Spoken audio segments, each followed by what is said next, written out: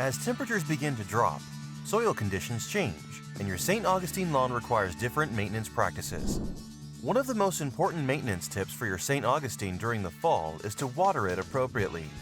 Water less as temperatures begin to drop, as too much water can lead to disease outbreaks. Most St. Augustine lawns only need about 1 inch of water per week. However, you can reduce this during the fall. When needed, water your St. Augustine lawn during the early mornings to decrease the risk of turfgrass disease. For more information on proper irrigation practices during the fall, visit our series of homeowner maintenance guides on Palmetto and Citra Blue St. Augustine. If you have a different kind of St. Augustine, refer to our generic St. Augustine maintenance guide. We've provided links to each guide in the video's description on YouTube. This video is also a part of our fall maintenance series that's full of other information like fertilizer tips, weed control, and more for St. Augustine lawns.